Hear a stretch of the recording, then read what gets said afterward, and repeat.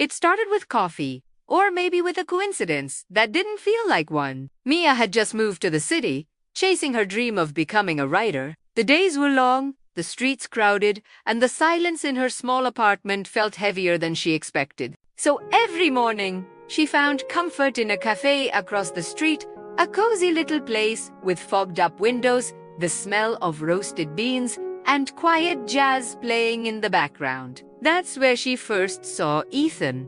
He always sat at the same corner table, typing on his laptop with a cup of black coffee beside him. His focus fascinated her.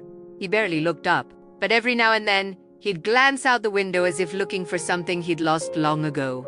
For weeks, they didn't speak.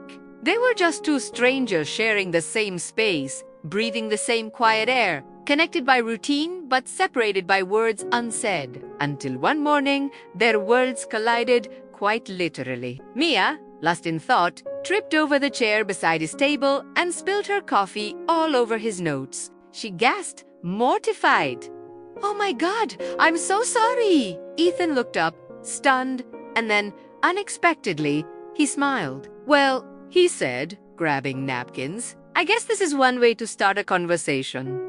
That moment, that small, clumsy, beautiful moment, changed everything. After that day, talking became easy. Too easy. They'd meet every morning, sometimes by accident, sometimes not. Ethan was an architect. Mia was a dreamer who filled her notebook with unfinished stories. He'd read her drafts over coffee, giving gentle feedback. She'd tease him about his obsession with structure and lines. He told her once, "Architecture is like love. It needs both imagination and stability." She smiled. "So, which one are you?" He paused, thinking. "The stability, I guess." "Good," she replied, "because I'm all imagination."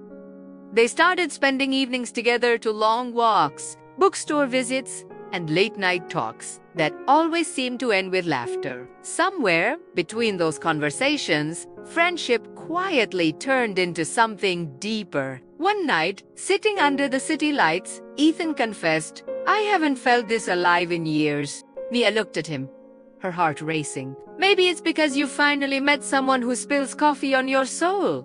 He laughed. "Then promise me you'll never stop." But life has a way of testing what feels perfect. A few months later, Ethan got a big opportunity, a major architectural project overseas. It was everything he'd worked for, but it meant leaving for at least a year. The night, he told her, they sat in silence for a long time. The cafe lights reflected in his eyes as he said softly, "I don't want to lose this." Mia's voice trembled. "Then don't go." He sighed, torn between love and ambition. "You know I have to." Tears welled up in her eyes. "And you know I can't ask you not to."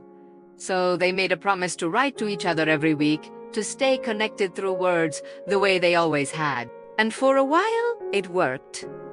Letters, late-night video calls, laughter through distance. But as months passed, time zones grew heavier, schedules clashed, and silence slowly replaced their rhythm. One evening, Mia sat in their cafe, staring at his empty chair. The jazz still played. The coffee still steamed, but everything felt hollow. She whispered to herself, "Maybe love doesn't disappear. Maybe it just waits." Life moveth on. Mia's writing career took off. Her short stories started getting published. Her name appeared in magazines, yet every time she saw the corner table, she felt a familiar ache. She dated once or twice, but no one made her feel the way Ethan did, like her chaos made sense. Then, one rainy afternoon, she walked into the cafe again after months. The city outside was gray, and the place was almost empty. As she ordered her coffee, a voice behind her said, "You still take it with cinnamon?" She froze. Turning slowly, she saw him, Ethan, standing there, smiling that same soft smile that once made her forget the world. For a moment, she couldn't breathe. "You're here!" He nodded.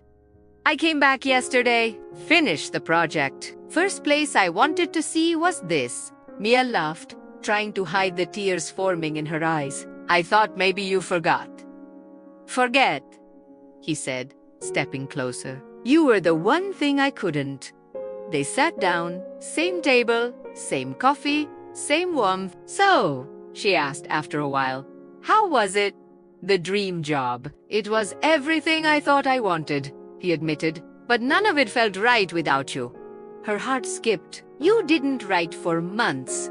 "I tried," he said quietly, "but every time I started, I didn't know what to say. I wanted to come back first. I wanted to see if we still had this." She smiled sadly. "And do we?" He reached across the table, taking her hand gently. "I think we never lost it." For the first time in years, the silence between them wasn't painful. It was peaceful. As rain pattered against the window, Ethan whispered, "Do you remember what you told me once? That love doesn't disappear. It just waits." Mia nodded. "Looks like it was waiting for you to come back." He smiled. "Then I hope it's okay if I never leave again." Months later, the cafe became their place again. Every morning, they sat at the corner table, 2 cups of coffee, one notebook, one laptop. Mia wrote stories while Ethan designed buildings. Sometimes they worked in silence. Sometimes they shared ideas. Sometimes they just looked at each other and smiled, grateful for the second chance. One morning, she looked up from her notebook and asked, "What would you have done if I had Auntie been here that day? If I had Auntie spilled coffee on you?" Ethan chuckled. "I would have ordered another cup and waited for fate to send you again."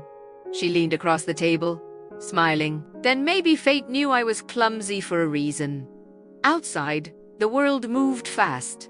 But inside that cafe, time stood still, a reminder that some love stories don't need fireworks. They just need a quiet corner, a cup of coffee, and 2 people who never stopped waiting for each other. Because real love doesn't always shout. Sometimes it just sits across the table, smiles, and says, "I'm still here."